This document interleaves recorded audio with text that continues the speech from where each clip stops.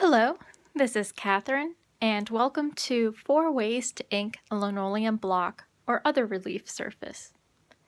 Today I'm going to show you 4 different techniques on how to ink a linoleum block or other kind of relief item using the traditional brayer, the rubber roller, a dauber, a sponge, and whatever else you've got on hand.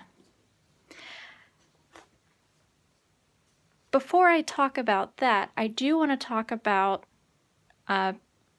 2 things. I want to talk about those who might not have printmaking ink available to you and are working with, say, like acrylic paint or your own homemade paint of some kind or ink. And I'd also like to talk about palette setup. So this video is geared towards my Printmaking 1 class, and due to the coronavirus, a lot of people are at home and may not have supplies. My class, I've sent some links to how to make your own ink with household items and dirt, and so the thing is, making your own paint, sometimes for using for linoleum cuts, you need some kind of ink or paint that is more viscous or a little bit more tacky. So there's 2 ways you can do that to help it, because if it flows too much, if it's too liquidy, what happens is that it might go in and fill in all the details you've took so long to carve, and doesn't make a good impression. So one thing that I suggest, if you have like a really liquidy paint or ink, feel free to add, if you already do something like watercolor, you might have a substance called gum arabic on hand. Gradually add any of this a little bit at a time until it's a little bit tackier rather than flowy. But one thing you might have in your kitchen cabinet, or if you want to go out to the grocery store, is cornstarch. And this will stiffen up a paint or ink and make it easier to use for relief printing. Whoops, I would say add a little bit at a time. That was not what you want to do, but let's see. Oh yes, actually. And you just want to make sure you mix it all the way so that there's no clumps. Sorry. And actually that's a lot better already. Before it was very drippy, now it's still drippy and a little chunky. You definitely want to mix that longer, but it's definitely has more body, and that makes it a little bit better for printing relief prints. So definitely, if you have paint, try to see if you can mix it with cornstarch or something just to make it a little bit thicker.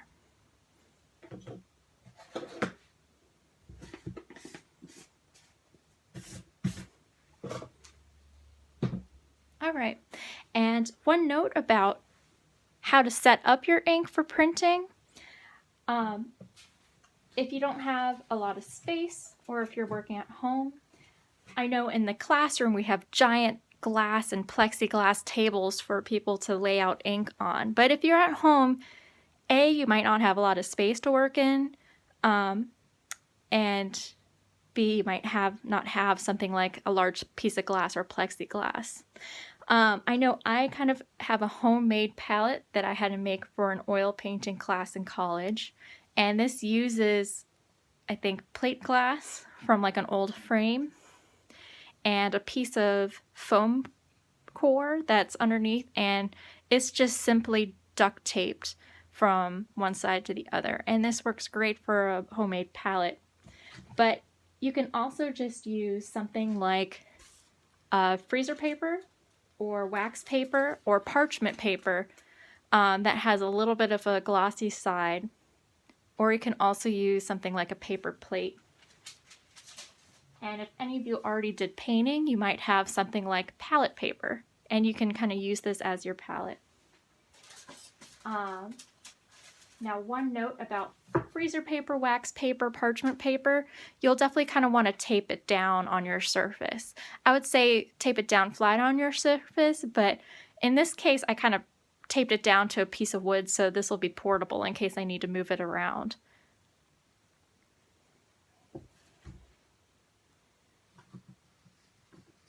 If you don't have any of those materials, think about if you have some kind of hard plastic material or glass material at home, or even something like the outside of a binder with like a little sleeve, or some types of food packaging or other product packaging might have a thin plastic you can use. So on to our first subject, how to ink a linoleum block using a traditional brayer. So I'm going to move this, it might shake a little. Okay, well, I'll just move things over.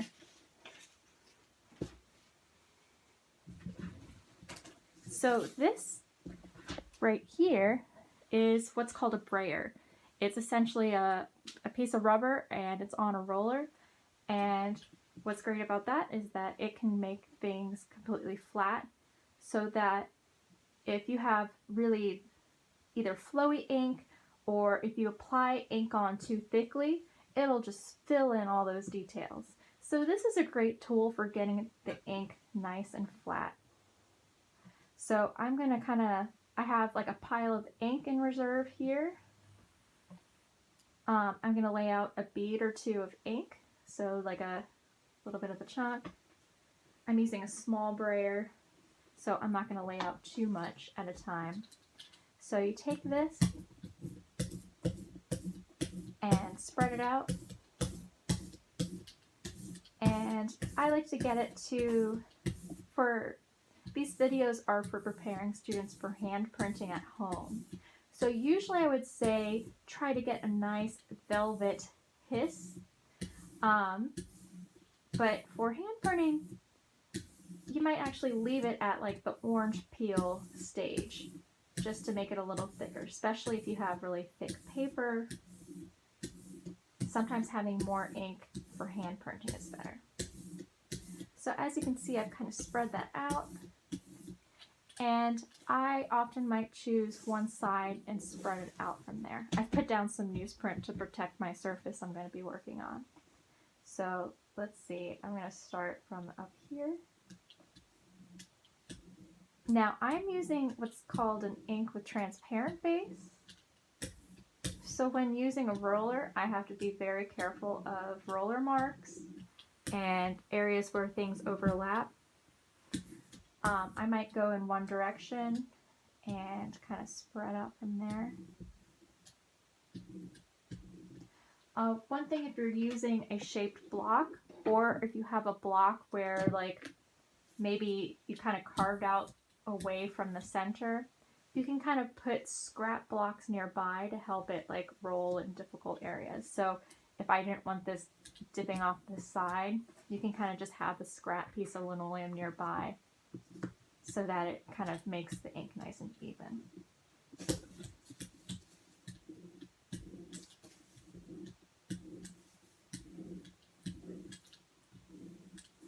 So I try to get it so that it looks even all the way across. To note, your first couple of prints might be lighter. I would say expect that, and as you start to print more ink will start getting it into whatever texture of the linoleum there is, and hopefully over time it makes a better print. Alright, so another thing is sometimes you can kind of control the pressure of this brayer. So if I feel like if I see some glob in there I want to spread out, I might use a little bit more pressure. But if you kind of want to prevent what's called the roller marks, I kind of gently let it flow on top to kind of feather it. So you can experiment with the pressure and the direction of the application of the ink and see what happens when you do use more or less pressure. If you get things in your block, like I have a little bit, you can use something to get that out, but if you do that, then you have to even that back out. So I might have an extra thick blob there. Okay, so that is how you can ink something using a brayer. And sometimes if you have like light, you can hold it up to the light and see what it looks like. I see what's called lap marks around here. So not perfect, but we'll see what it looks like when I print it. Sometimes you never know until you print something what it's going to look like. So the second option is using what's called a dauber. And you can make a dauber at home if you have anything like felt, an old sock. I'm going to show you how to make a dauber using, this is like from squares from an old cotton t-shirt. So for centuries, printmakers did not even have rollers. They had to use what's called daubers as a way to apply ink to relief surfaces, to etching plates. And so traditionally they would use cloth like muslin or linen and kind of ball that up to make something. So I think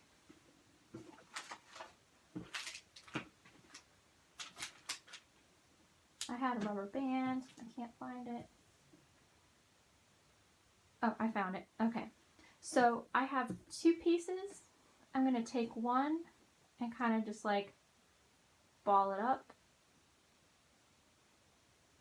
And then I'm going to take the second one, kind of ball it up too, and wrap that around. Maybe twist that. And you can use a piece of string or a rubber band like I am. And kind of looks like a little radish. And this is kind of firm and squishy at the same time. So this actually makes a nice surface for kind of daubing. Now, if you've been to a craft section of like an art store, sometimes they sell things called daubers. This is made with foam. Or if you have like pieces of felt, I rolled that up and taped it. You just don't want to use something that has a lot of lint. So using the dauber, I might come back over to my palette and kind of blot this so that it's not clumpy. And I'm going to kind of gently, you don't want a ton of ink on there. It takes a little bit longer to build up the ink, but as I said before, if you just kind of blob it on, it's going to fill up all your marks. So I kind of tend to go in lots of small circles. And because you're daubing into the block, I would say sometimes it's really difficult. You might start blobbing into those areas you've carved out. You really won't know what it looks like until you go to print it. Oops. So blot it, trying to make it even.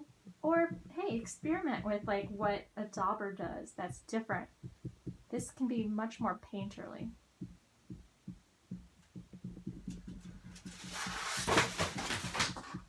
Oops.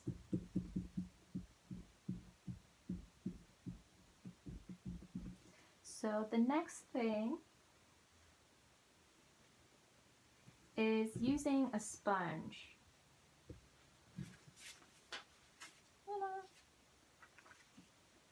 So you can just use a household sponge. This was one giant sponge before, and I cut it down to a smaller size. Now, one thing to note is that it is way easier to cut down a sponge if it is dry. If you're trying to cut a wet sponge, cutting anything that's wet or damp is a surefire way to dull any kind of blade on scissors or knives that you have. So I would say cut it dry.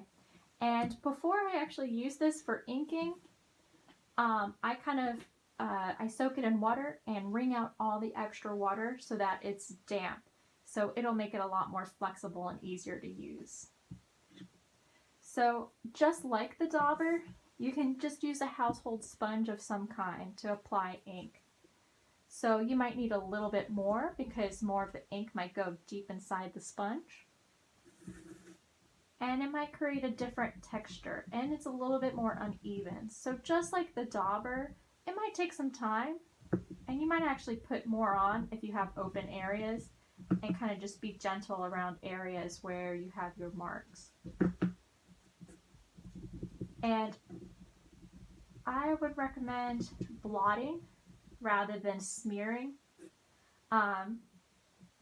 which maybe that's okay for just like an initial application, but I think transferring to the other paper, if it's kind of a little bit, has more of a texture to it, it might adhere to the paper a little bit better. So go ahead and blot that.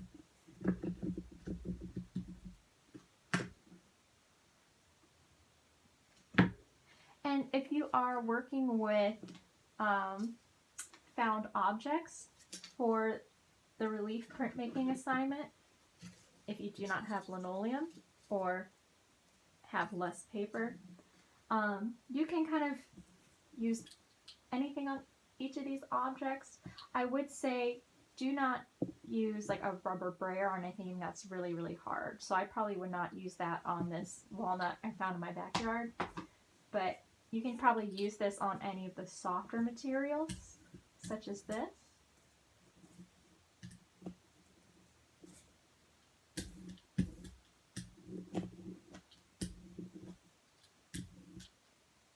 But be careful as things might break off. But you can certainly use this on something like a leaf.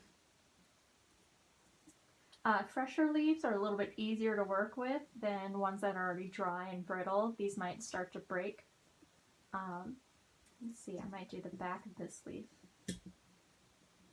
There you go. Anything smaller than a roller might kind of stick to your roller. Let's see, but you can kind of hand print that. But for larger objects, I would recommend the sponge or the Dauber method.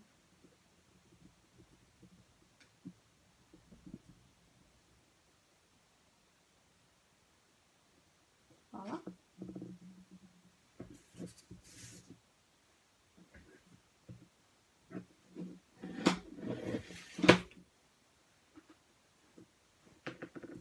And lastly,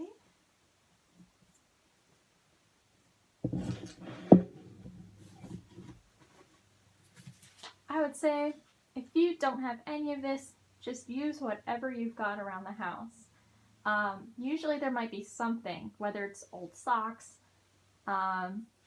or a couple other things are, you can ball up tissues or paper towels. If you've got like foam brushes, sometimes cotton balls, but with cotton you have to just be wary of like if it starts to shed or pill into your ink. But also something that's great are just like makeup sponges, which kind of overlaps with the sponges of the last one. But these are actually might even be better than the household sponges because they have smaller pores. So just like the last one, you can kind of, ooh, yeah, look at that. So if you have a makeup sponge, that might be great. So give that a try. So I think those are my 4 different strategies for how to ink up a linoleum block at home using printmaking ink and maybe acrylic paint. Thank you. And stay tuned for another video on printing at home.